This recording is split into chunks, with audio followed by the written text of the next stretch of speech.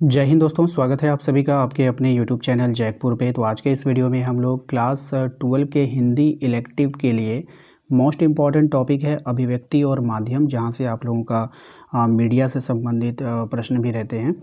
तो ये पॉइंट काफ़ी इम्पॉर्टेंट होता है, लगभग 5 से 6 सवाल यहाँ से देखने को एग्ज़ाम में आपको मिलते हैं। तो काफ़ी मजबूत पोर्शन होता है ये, और यहाँ से बहुत सारे सवाल आते हैं, इसलिए ये इम्पॉर्टेंट टॉपिक हो गया।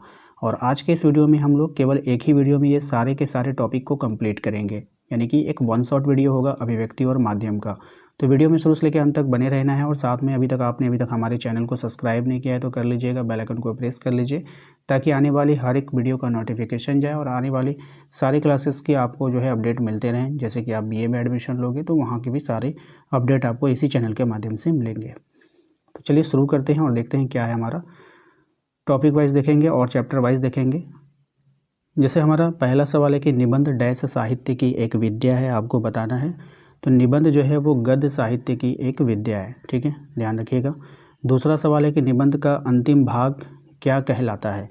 तो निबंध का अंतिम भाग कहलाता है निष्कर्ष। क्या कहलाता है? निष्कर्ष कहलाता है। क्वेश्चन नंबर 3 है आपका, अनुच्छेद किस विद्या का संक्षिप्त रूप है। अब ये जो अनुच्छेद है ये निबंध विद्या का संक्षिप्त रूप है, ध्यान रखिएगा। क्वेश्चन नंबर 4 पे आइए। क्वेश्चन नंबर 4 में कहा गया है अनुच्छेद लिखते समय क्या आवश्यक होता है। तो अनुच्छेद लिखने समय शब्द सीमा का ध्यान रखना आवश्यक होता है। नेक्स्ट सवाल है कि कार्यालयी पत्रों में की भाषा जो होती है वो कैसी होनी चाहिए, आपको बतानी है। तो कार्यालय जो इतने भी पत्र होते हैं, ऑफिशियल पत्र हैं, उसकी जो भाषा औपचारिक होनी चाहिए। कैसी होनी चाहिए? औपचारिक। अधिसूचना को अंग्रेज़ी में अधिसूचना का अंग्रेजी अनुवाद क्या है। तो अधिसूचना का अंग्रेजी अनुवाद होता है नोटिफिकेशन, ठीक है। नोटिफिकेशन को ही हिंदी में अधिसूचना बोलते हैं। परिपत्र किस श्रेणी के पत्र हैं, आपको बतानी है। तो परिपत्र जो होगा वो कार्यालय श्रेणी के पत्र हैं। अधिसूचना का प्रकाशन कहाँ होता है। अधिसूचना का जो प्रकाशन होता है राजपत्र यानी कि गजट में होता है। टिप्पण कितने प्रकार के होते हैं, आपको बतानी है। तो ये 2 प्रकार के होते हैं, ठीक है। नेक्स्ट देखिए, कह रहा है कि कार्यालय पत्र में सबसे ऊपर लिखा जाता है। कार्यालय के जितने भी पत्र होते हैं उसके सबसे ऊपर में पत्र क्रमांक लिखा जाता है, यानी कि ऑफिशियल कोई भी लेटर होता है ना, आप देखो कि पत्र क्रमांक यहाँ पे होगा, ठीक है। नेक्स्ट है परिपत्र किस शैली में लिखा जाता है, आपको ये बताना है। तो परिपत्र जो होता है अन्य पुरुष शैली में लिखा जाता है। यहाँ पे देखिए क्वेश्चन नंबर 9 है आपका कि एक ही विषय का पत्र जब एक स्थान से कई परिस्थितियों को भेजा जाता है तो इसे क्या कहते हैं। तो इसको कहते हैं आप लोग का परिपत्र, ठीक है। एक अधिकारी दूसरे अधिकारी को व्यक्तिगत शैली में पत्र लिखता है, उसे क्या कहते हैं। तो उसको कहते हैं अर्धशासकीय पत्र। सरकारी या शासकीय पत्र के अधोलेख में लिखा जाता है क्या। तो भवदई। क्या लिखा जाता है? भवदई। किस पत्र में प्रेषक एक ही व्यक्ति होता है तथा पाने वाले कई। तो परिपत्र में, ठीक है। क्वेश्चन नंबर आते हैं 13 में, कह रहा है कि कौन सा पत्र औपचारिक पत्र के अंतर्गत नहीं आता है। व्यक्तिगत पत्र जो है वो औपचारिक में नहीं आएगा। प्रारूपण को क्या कहा जाता है। तो प्रारूपण को कहा जाता है ड्राफ्टिंग। क्या बोलते हैं उसको? ड्राफ्टिंग बोलते हैं। रिपोर्ट किसे कहते हैं, ये आपको बतानी है। तो रिपोर्ट कहा जाता है प्रतिवेदन को। किसको बोलते हैं? प्रतिवेदन को बोलते हैं। पत्र प्रारंभ करते समय संबंधित अधिकारी को संबोधित किया जाता है। किससे करते हैं संबोधित? तो महोदय से, ठीक है। सरकारी गजट में जनसाधारण की जानकारी के लिए प्रकाशित होने वाले आलेख को क्या बोला जाता है। तो ये जो प्रकाशित होता है आलेख, इसको बोलते हैं अधिसूचना। टिप्पण कार्य का अंतिम सोपान कहाँ जाता है। किसको कहा जाता है, ये पता नहीं है। प्रारूपण को, ठीक है। नेक्स्ट है कि गस्ती चिट्ठी या परिक्रमिक पत्र किस पत्र का अन्य नाम है। तो ये परिपत्र का ही अन्य नाम है गस्ती चिट्ठी। जनसंचार शब्द की उत्पत्ति चर शब्द से हुई है, जिसका अर्थ होता है चलना। ये सब सवाल इंपॉर्टेंट है, ये चैप्टर। यहाँ से बहुत सारे क्वेश्चन आपके एग्जाम में दिखेंगे। भारत में हिंदी का प्रथम समाचार पत्र कौन सा था, आपको बतानी है। तो भारत में हिंदी का प्रथम समाचार पत्र था उदंत मातृदंड। पीटीआई क्या है, ये बताइए। तो जो पीटीआई है आपका एक समाचार एजेंसी है। क्या है? एक समाचार एजेंसी है। श्रव्य जनसंचार माध्यम कौन सा है? तो श्रव्य जनसंचार का जो माध्यम है वो है आपका रेडियो। मुद्रण का आरंभ किस देश में हुआ था? तो मुद्रण यानी कि छपाई, तो ये कहाँ पे हुआ था? चीन में हुआ था। भारत का पहला छापाखाना कब खुला? तो भारत का पहला छापाखाना सन 1556 में खुला। भारत का पहला छापाखाना कहाँ पर लगाया गया था? तो भारत का पहला छापाखाना गोवा में लगा था।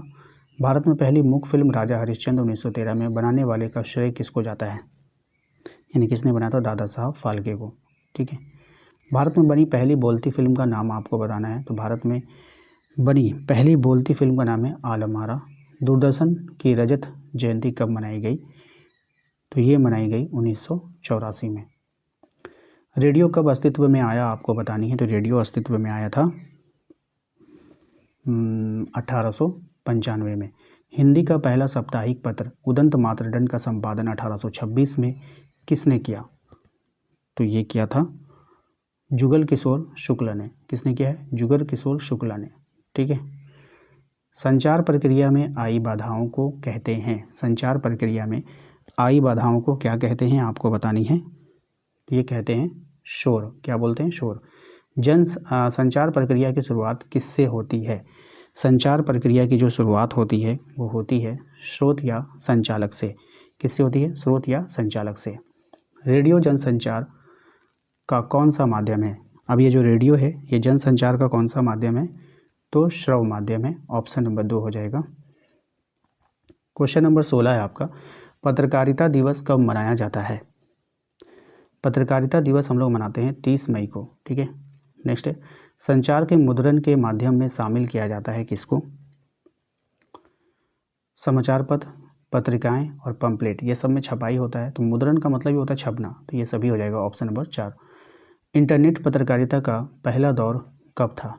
तो इंटरनेट पत्रकारिता का पहला दौर था 1982 से 1992। एक प्रसिद्ध संचार शास्त्री है, कौन है? तो विल्बर शैम। नेक्स्ट है, उल्का पिरामिड शैली का प्रयोग किस लेखन में होता है? तो उल्का जो होता है वो समाचार लेखन में होता है। ऑप्शन नंबर 4 हो जाएगा। ठीक है। नेक्स्ट है कि अखबार की आवाज़ किसे माना जाता है? अखबार की आवाज़ माना जाता है संपादकीय को। किसको मानते हैं? संपादकीय को। नेक्स्ट है, निम्न में से किसे समाचार पत्र की आत्मा कहा जाता है? तो समाचार पत्र की आत्मा कहते हैं संपादकीय पृष्ठ को। संपादकीय किसी भी समाचार पत्र या पत्रिका की रीति नीति का दर्पण होता है। ये कथन किसका है? तो ये कथन है आपका डॉक्टर हरि मोहन का। ठीक है। क्वेश्चन नंबर आते हैं 4 पे। इसमें कह रहा है संपादक को उसके विविध कार्यों में सहायता प्रदान करना किसका कार्य है? तो ये जो कार्य होता है ये होता है संयुक्त संपादक का। ऑप्शन नंबर 2 हो जाएगा। नेक्स्ट है, संपादकीय लेखन का दायित्व किसका होता है? संपादकीय लेखन का जो दायित्व होता है वो सहायक संपादक और संपादक का, यानी कि 1 और 2 दोनों हो जाएगा। ठीक है। नेक्स्ट है कि रिपोर्ट के प्रस्तुतिकरण की प्रक्रिया क्या कहलाती है? रिपोर्ट के प्रस्तुतिकरण की प्रक्रिया को रिपोर्टिंग बोलते हैं। रिपोर्ट क्या है आपको ये बताना है। तो रिपोर्ट क्या है? ठीक है। तो रिपोर्ट कहलाता है किसी घटना की तथ्यात्मक जानकारी, यानी तथ्य के साथ जानकारी अगर आप किसी घटना की दे रहे हैं तो वो रिपोर्ट कहलाएगा। नेक्स्ट है कि एक आलेख लेखन में भाषा कैसी होनी चाहिए? एक आलेख लेखन में जो भाषा होनी चाहिए वो सरल होनी चाहिए, सुगम होनी चाहिए, प्रभावी होनी चाहिए। तो इनमें से सभी होगा। ठीक है। नेक्स्ट है, निम्नलिखित में से कौन सा तत्व आलेख के लेखन का तत्व नहीं है? तो कौन सा तत्व आलेख के लेखन का तत्व नहीं है? तो मनोरंजकता जो है ये आलेख में नहीं आता है। आलेख एक विद्या है। क्या चीज़ की विद्या है? तो गद्य लेखन की विद्या है। ठीक है, ध्यान रखिएगा। आलेख के लिए अंग्रेजी में कौन सा शब्द प्रयुक्त होता है? तो आर्टिकल, जिसको अंग्रेजी में बोलते हैं ना आर्टिकल, तो हिंदी में आलेख बोला जाता है। ठीक है। नेक्स्ट है कि साहित्यिक समालोचना क्या कहलाती है? साहित्यिक समालोचना जो कहलाती है वो कहलाती है आपका पुस्तक की समीक्षा, यानी कि पुस्तक समीक्षा। पुस्तक समीक्षा को अंग्रेजी में क्या कहा जाता है? तो ये कहा जाता है बुक रिव्यू। ठीक है, क्या बोला जाता है? बुक रिव्यू बोला जाता है। नेक्स्ट है आपका, पुस्तक समीक्षा करने वाला क्या कहलाता है? तो ये कहलाता है समीक्षक, है ना। क्या कहलाएगा? समीक्षक। नेक्स्ट है कि सुव्यवस्थित, सृजनात्मक और आत्मनिष्ठ लेखन को क्या कहा जाता है? तो इसको हम लोग बोलते हैं फीचर। क्या बोलते हैं? फीचर। निम्नलिखित में से फीचर का क्या उद्देश्य होता है? तो फीचर का उद्देश्य होता है पाठकों को सूचना देना, पाठकों को शिक्षित करना, पाठकों का मनोरंजन करना। उपयुक्त में से सभी हो जाएगा इसका राइट आंसर। नेक्स्ट सवाल पे आइए, कह रहा है कि फीचर लेखन के संबंध में निम्नलिखित में से असत्य कथन का चयन करना है। तो यहाँ पे जो असत्य कथन हो जाएगा वो हो जाएगा आपका फीचर आत्मनिष्ठ लेखन, ठीक है, ऑप्शन नंबर 3। नेक्स्ट आते हैं, फीचर लेखन समय किन बातों का ध्यान रखना जरूरी है। तो फीचर लेखन के समय में आपको ध्यान रखना जरूरी होता है, विषय से जुड़े पात्रों की मौजूदगी होना जरूरी है, और फीचर मनोरंजन के साथ सूचनात्मक हो, यानी कि दोनों होगा, ठीक है, ऑप्शन नंबर 4। नेक्स्ट है, फीचर लेखन का प्रथम चरण आपको बताना है क्या है, ये इंपॉर्टेंट है। तो फीचर लेखन का जो प्रथम चरण है वो होता है शीर्षक। फीचर शब्द का अर्थ बताना है, ये भी मोस्ट इंपॉर्टेंट है, ध्यान रखिएगा। तो इसका होता है रूपरेखा, ठीक है, क्या हो जाएगा रूपरेखा। फीचर में तथ्यों की प्रस्तुति का ढंग कैसा होता है, ये भी इंपॉर्टेंट है। तो ये हो जाएगा आपका मनोरंजक, कैसा होता है, मनोरंजक होता है। नेक्स्ट है, फीचर किस प्रकार की विद्या मानी जाती है। अब ये जो फीचर है वो कौन सी विद्या मानी जाती है, तो विषय प्रधान विद्या मानी जाती है। फीचर लेखन के लिए किसकी आवश्यकता होती है, तो कल्पना शक्ति की, अनुभूति की, अवलोकन की, तो इनमें से सभी हो जाएगा, ठीक है। नेक्स्ट है कि निम्नलिखित में से कौन फीचर लेखन का तत्व है। तो फीचर लेखन का तत्व है यहाँ पे कल्पना, ठीक है, ऑप्शन नंबर 3। तो दोस्तों ये छोटा सा वीडियो में हम लोगों ने अभिव्यक्ति और माध्यम को पूरा कंप्लीट कर लिया है। उम्मीद करते हैं कि आप लोगों को ये वीडियो पसंद आया होगा। वीडियो को लाइक कर दीजिएगा। आप लोगों का क्वेरी रहता है कि भैया सब्जेक्टिव कहाँ से कर लें, तो इसके लिए आप हमारे व्हाट्सअप चैनल पे जाइए। आप सभी के पास व्हाट्सअप तो होगा ही होगा, डिस्क्रिप्शन में आपको लिंक मिल जाएगा, वहाँ से जा करके उसको ज्वाइन कर लीजिए। वहाँ पर मैं सारे सब्जेक्टिव उपलब्ध करवा दिया हूँ, ठीक है। तो सारा इंपॉर्टेंट सब्जेक्टिव आपको वहीं पर मिल जाएगा।